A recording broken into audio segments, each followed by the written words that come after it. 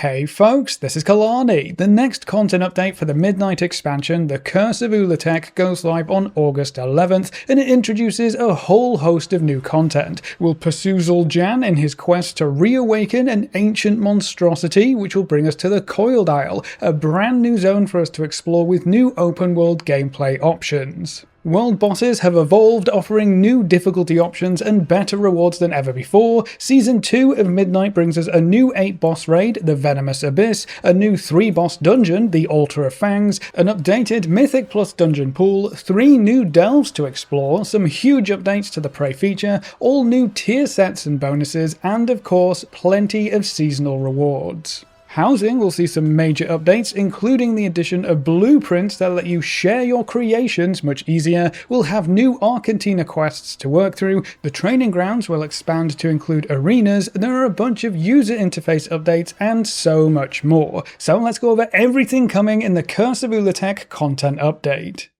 We'll pick up where the story left off, with Zul'Jan learning of a secret Amani weapon from the past at the cost of his uncle's life. In the aftermath, Amani villages are coming under attack from unknown snake-like creatures, but these assailants aren't just killing Amani, they're kidnapping them to be used as sacrifices in horrific rituals. We'll join Zul'Jara, hot on the trail of Hexlord Malakras, and with a little help from the lower, the path to the Coiled Isle is revealed.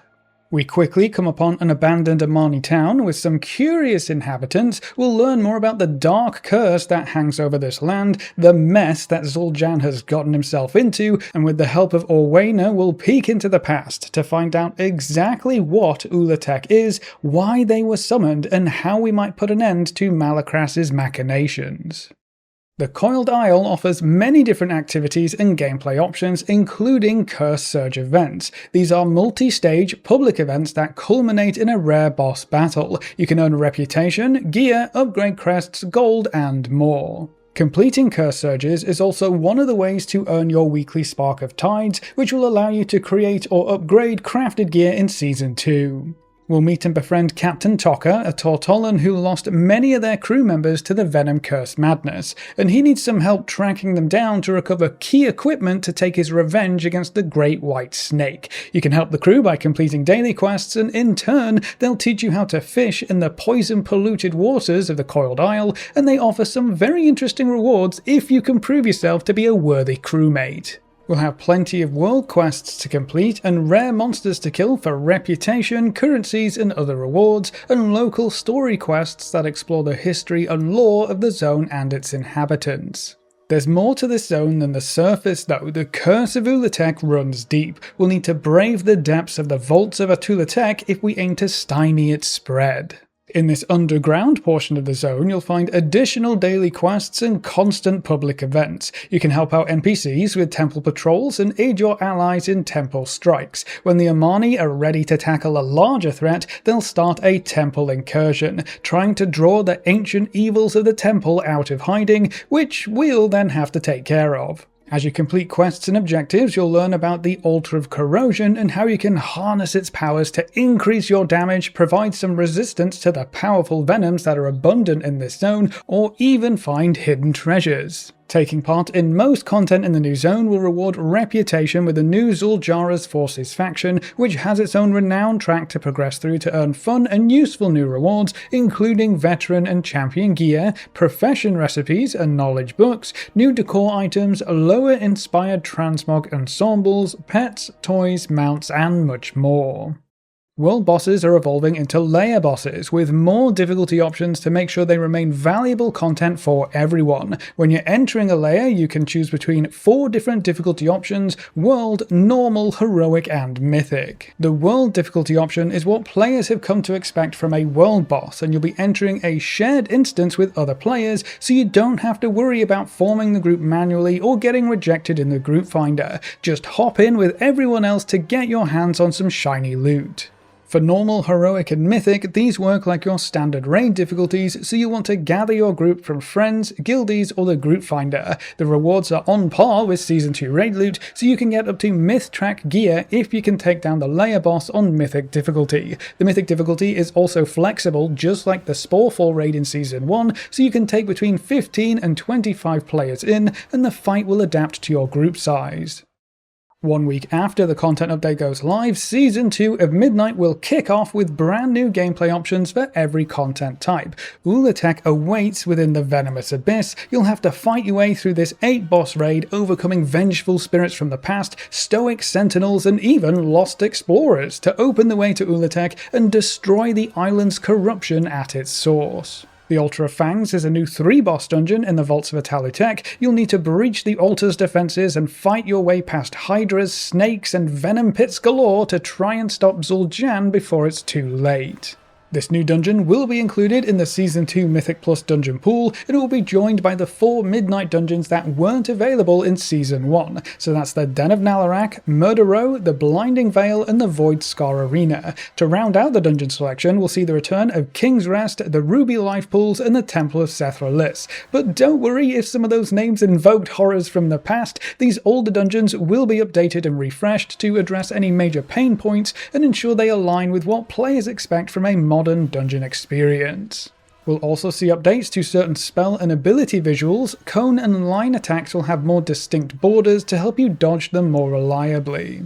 It's not just new group content though, we have 3 new delves to look forward to. There's the Ring of Glory and Naldor Isle in the new zone, and we also have Venomfall Deeps, where you can take on the Season 2 Delve Nemesis for an extra challenge and unique rewards. Most other Midnight delves will have new story variants that embrace the snake and venom theme of the Curse of Ula'Tek content update, which will help keep things interesting. Valeera Sanguinar will retain her position as trusted delve companion with a few twists. We'll have all new combat and utility curios to collect and upgrade, and you can customize Valeera's potent poisons to empower her in new ways.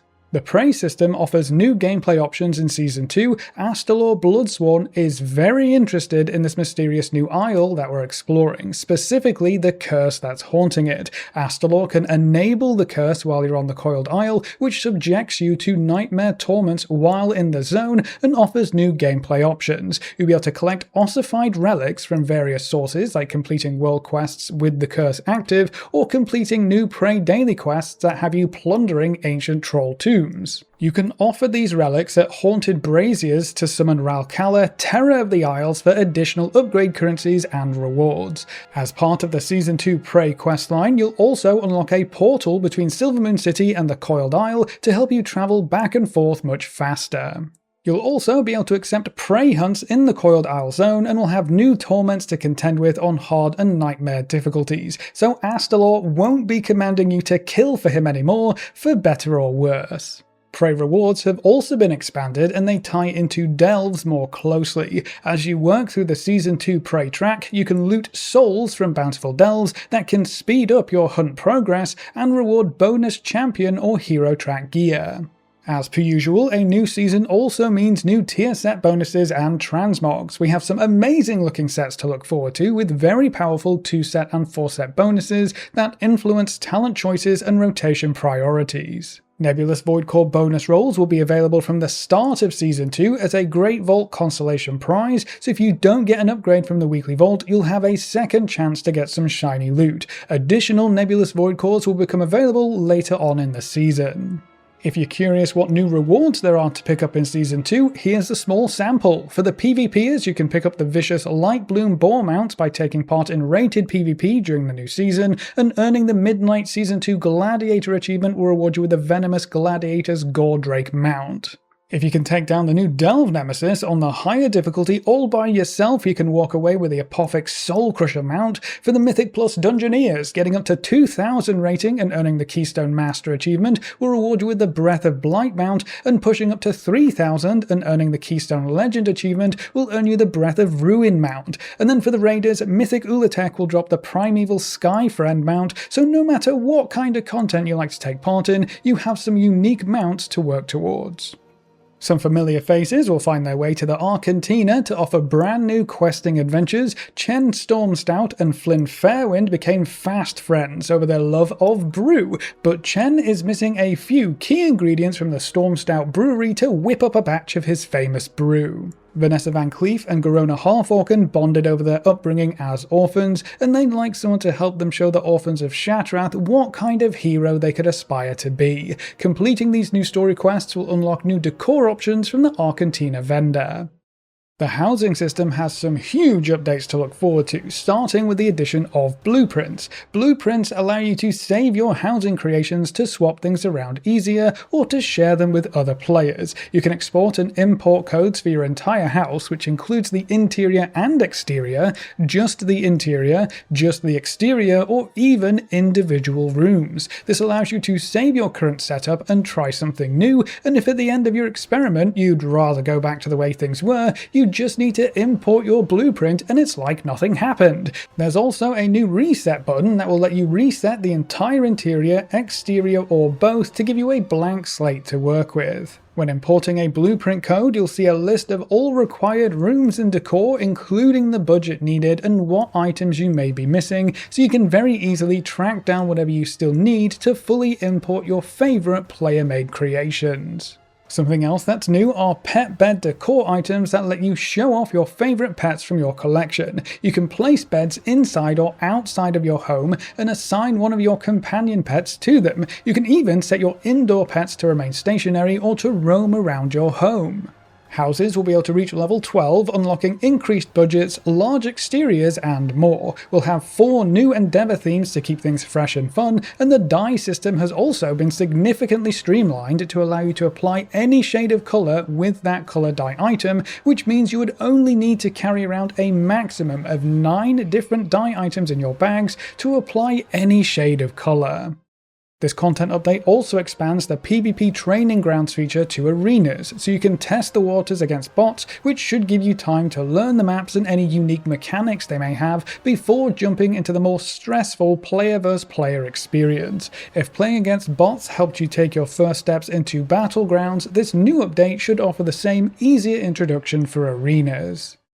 Several user interface elements will see major improvements. The cooldown manager will now be able to track trinkets and potions, so you can keep an eye on important consumables much easier. Healers can now assign visual alerts to specific group buff spells to make it easier to see when your most important buffs or spells are active. The ping system is getting some major updates to let you ping spells or abilities on your action bar or from your cooldown manager. This can help you communicate the state of your cooldowns to your party members quickly. You'll also be able to ping player resources like health bars, with healers being able to share their health and mana status, and there will be new options to let you ping only environments, only units, or both, so you can cut through the noise and ping exactly what you mean to. And then the currency tab will be getting cleaned up with clearer subcategories to make tracking down specific coins or tokens much faster and easier.